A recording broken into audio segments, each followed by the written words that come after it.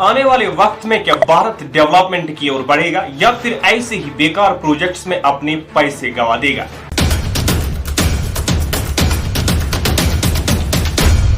इन सभी बातों का जवाब अगर कहीं मिल सकता है तो वो है भारत का बजट। लेकिन क्या इस साल के बजट में मिडिल क्लास को कुछ भी नहीं मिला है? मिडिल क्लास चुपचाप अपना टैक्स भरता है, लेकिन उस टैक्स का इस्तेमाल यूपीएससी स्कैमर्स को अमीर बनाने में जाता है या फिर ऐसे पुल बनाने में जो कभी भी गिर सकते हैं। हम अपने टैक्स के पैसे को बड़े भरोसे से सरकार को थमा देते हैं, लेकिन सरकार अगर इसका ठीक से यूज नहीं करती है तो सरकार से ज्यादा हम नुकसान में है। इसीलिए गवर्नमेंट पर नजर रखना जरूरी हो गया है। आज की इस वीडियो में इस साल के बजट को अच्छी तरह से समझते हैं।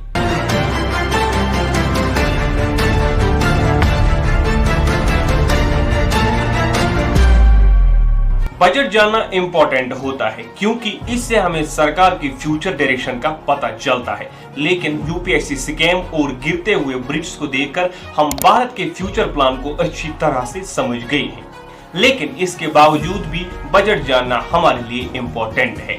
बजट को हम बड़ी आसानी से समझ सकते हैं।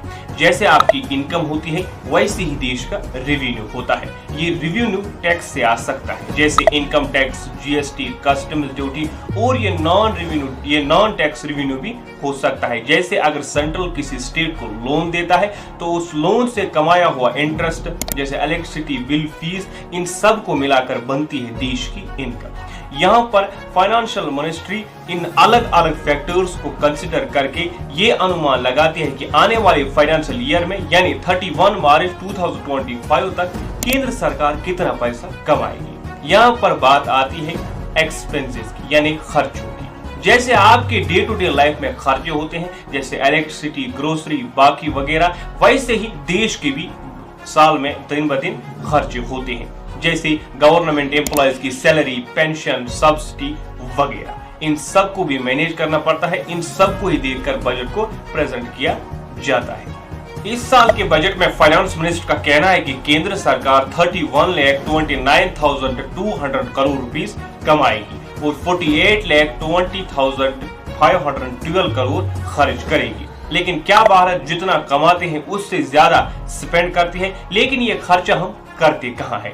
एक बजट तीन तरह का हो सकता है: surplus budget, balancer budget, deficit budget. Surplus budget होता है जहां हमारी इनकम खर्चों से ज्यादा होती है। बैलेंसर बजट होता है जहां पर हमारे खर्चे और इनकम सेम होती है। डेफिसिट बजट होता है जहां पर हमारे खर्चे इनकम से ज्यादा होते हैं। भारत के इतिहास में सिर्फ एक बार 1951 में सरप्लस बजट प्रेजेंट किया गया था। तब से लेकर आज तक भारत सिर्फ डेफिसिट बजट प्रेजेंट करता आया है। अब इस साल के टॉप 5 मिनिस्ट्रीज को देखते हैं। मिनिस्ट्री ऑफ फाइनेंस को 18,58,158 करोड़ रुपए मिले हैं। वहीं मिनिस्ट्री ऑफ डिफेंस को 6,21,940 करोड़ मिले हैं। Ministry of highways and transport को 2,78,000 रुपए मिले हैं। इस साल के बजट के हिसाब से 31,29,200 करोड़ रुपीस रेवेन्यू रिसिप्ट्स की फॉर्म में आएंगी। वहीं खर्चे कितने होंगे? 48,20,512 करोड़ खर्चे होंगे। यानी कि सरकार को खर्चा चलाने के लिए 16,13,312 करोड़ बोरो करने पड़ेंगे। तो क्या भारत धीरे धीरे अब बाकी देशों से उधार लेना शुरू कर देगा? ये इसीलिए क्योंकि पिछले जो भी बजट प्रेजेंट किए गए थे उन पैसों को बेकार प्रोजेक्ट्स में इन्वेस्ट किया गया था। जैसे अगर हम ब्रिड्स की बात करें जो आए दिन गिरते रहते हैं, उनमें इन पैसों को लगा दिया गया। यूपीएससी स्कैमर्स को पैसे दिया गया। यहाँ पर बहुत सारे जो भी चाहे नीट स्कैम हुए या बाकी स्कैम हुए, उनमें पैसे चले गए। अब इन पैसों को रिकवर करने के लिए ये सब तो करना पड़ेगा, इसलिए अब इसका खामियाजा आम लोगों को भुगतना पड़ेगा टैक्स के जरिए। यहाँ पर सबसे ज्यादा पिसता है मिडिल क्लास।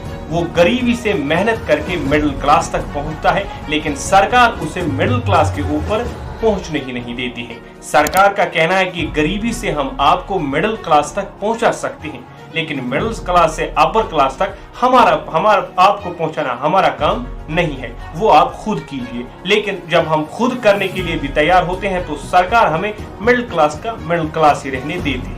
लेकिन इस साल के बजट का फोकस कहां पर था? हमारी फाइनेंस मिनिस्टर का कहना है कि मॉडर्न भारत में 4 जाति के लोग हैं: गरीब, युवा, महिला, अन्नदाता। कुल मिलाकर यहाँ पर 9 प्रायोरिटीज की बात हुई है। लेकिन इस साल के बजट का जो फोकस था वो था सिगलिंग पर, एम्प्लॉयमेंट पर, मिडिल क्लास पर। लेकिन यहाँ पर मिडिल क्लास को कुछ भी नहीं मिला। एज यूजुअल आपकी इनकम खत्म करने के बाद सरकार आपकी सेविंग्स की तरफ बढ़ रही है। इनकी मिडिल क्लास की बात जरूर हुई, लेकिन बजट में उनके लिए कुछ भी नहीं था। मेजर चेंजेस सिर्फ इनडायरेक्ट एक्सेस में हुए हैं, जैसे कस्टम्स ड्यूटी, फोन्स और फोन्स के चार्जर सस्ते होंगे। गोल्ड और सिल्वर में कस्टम्स ड्यूटी 6% तक कम होगी। लेकिन जहां पर टैक्सेस कम हुए हैं वहीं कई जगह टैक्सेस बढ़ भी गए हैं। शॉर्ट टर्म कैपिटल गेन 20% हुआ है, वहीं लॉन्ग टर्म में 12.5%। जहां फॉरेन कंपनीज के लिए भारत में 40% टैक्स हुआ करता था, उसे घटाकर अब 35% कर दिया गया है। लेकिन स्टूडेंट्स के लिए गुड न्यूज है, जो भी डोमेस्टिक इंस्टीट्यूट्स में हायर एजुकेशन है उन्हें 10 लाख तक का लोन दिया जाएगा। और अगले 5 सालों तक भारत ने 1 करोड़ युवा को टॉप 500 बिजनेस में इंटर्नशिप देने का वादा किया है। कुल मिलाकर इन सभी बजट्स को देखकर यही समझ आता है कि गरीब को कुछ मिलता है, अमीर को बहुत कुछ मिलता है और मिडिल क्लास को कुछ भी नहीं मिलता है। मिडिल क्लास को मिलती है तो सिर्फ डिबेट। तो आज की वीडियो में बस इतना ही। उम्मीद करता हूं कि आपको हमारे वीडियोस पसंद आते होंगे और हमारे आज की ये वीडियो भी पसंद आई होगी। तो ऐसी वीडियोस को देखने के लिए हमारे चैनल को सब्सक्राइब कीजिए और बेल आइकॉन दबाइए, ताकि हमारे आने वाली जो भी वीडियो है वो आप तक पहुंचे सबसे पहले।